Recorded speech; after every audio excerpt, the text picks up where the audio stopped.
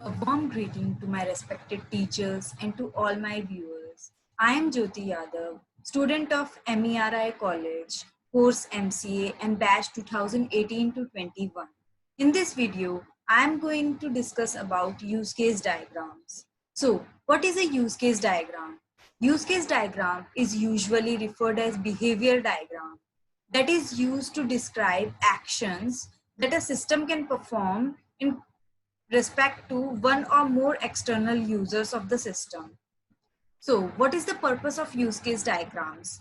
Use case diagrams are used to gather the requirements of a system, including internal and external influences. These requirements are mostly design requirements. Hence, when a system is analyzed to gather its functionalities, use cases are prepared and actors are identified. When the initial task is complete, use case diagrams are modeled to present the outside view.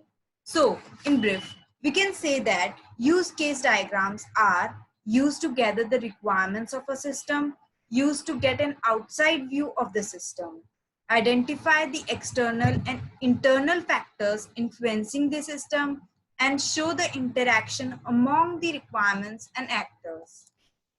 So, these are the notations we use in use case diagrams. The first one is actor.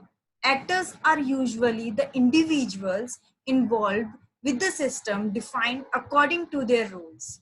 There are two types of actors. First is primary actors and the second is secondary actors. The primary actors are always on the left side and they are the initiators of the task. So the secondary actors are on the right side and they are involved into these tasks. Second one is use case. A use case describes how actors uses a system to accomplish a particular goal. Relationship.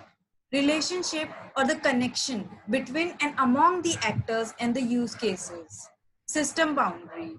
The rectangle around the use cases is called system boundary and it indicates the scope of your system. So these are the symbols used to denote these notations. This symbol is used to denote actor. A straight line is used to denote relationship. An oval is used to denote the use cases. And a rectangle is used to denote the system boundary. So here we have an example of ATM. Here we can see that there are three actors, two are on the left and one is on the right. As we have discussed before, the actors on the left side are the primary actors and they are the initiators of the task. The actor on the right side is the secondary actor and it is involved into these tasks, or we can say system. So we can see that use cases are written into the oval. So these are the use cases and we can see that there is a rectangle which contains these use cases is known as system boundary, and the lines that are connecting the actor and the use cases are known as relationship. So there are two more terms in use cases diagrams. These are includes and extends.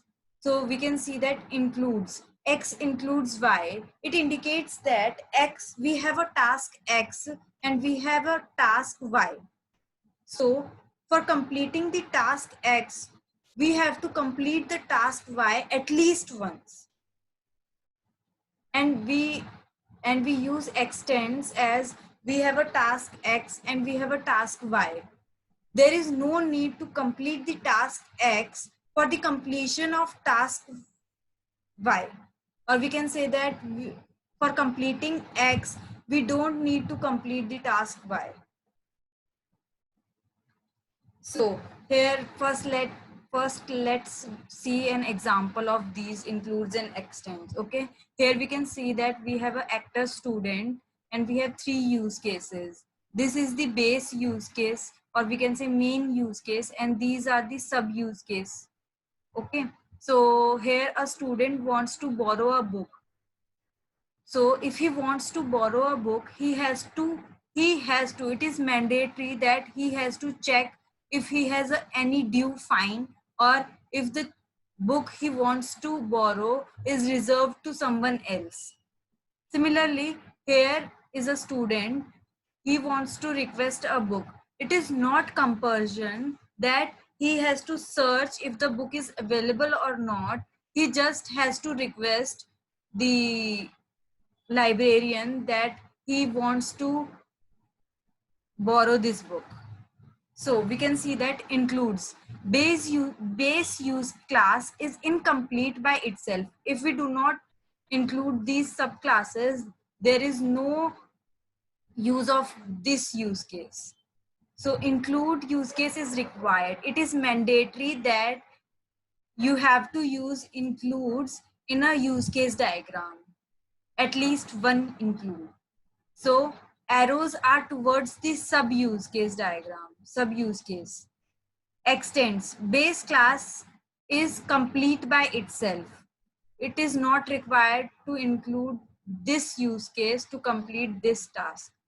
Extended use case is optional. It is your choice if you want to include extended use case or not.